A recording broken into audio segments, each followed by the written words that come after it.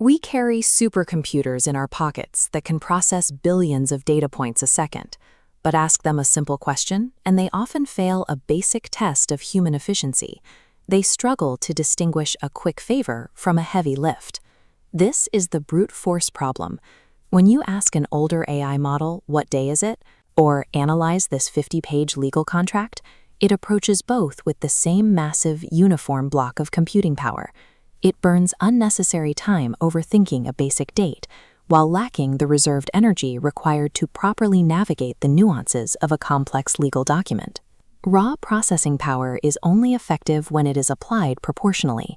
Without that balance, a model is merely working hard, not working well.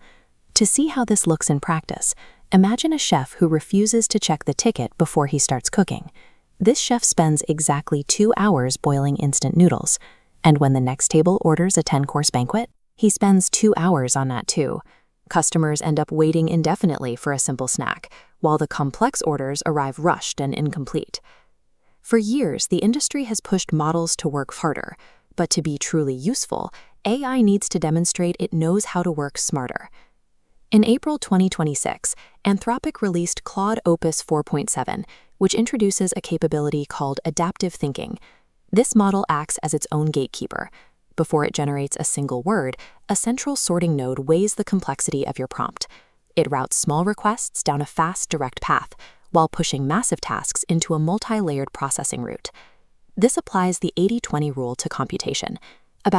In the past, the user had to manage this manually, toggling deep thinking modes, or writing lengthy instructions to force the AI to slow down and think. Opus 4.7 internalizes this resource management. The breakthrough isn't just a larger dataset, it's the integration of basic economics into the way the model thinks. For everyday tasks, data points zip through a fast lane with zero resistance, providing instant responses. The saved energy flows into complex tasks, allowing the model to methodically break down difficult logic, using its full processing power only where needed. This triage happens entirely in the background.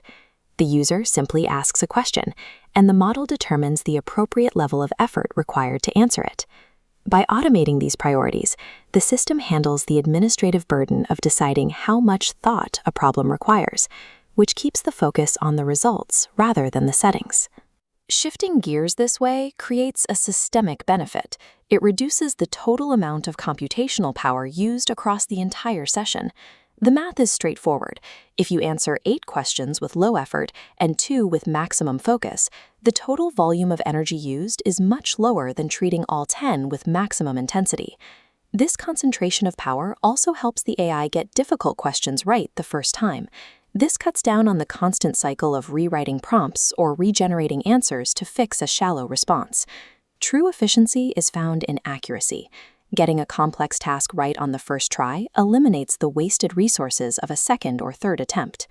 For years, the AI arms race has focused on scaling, simply building larger models with more parameters to act as a bigger muscle. Imagine our second chef.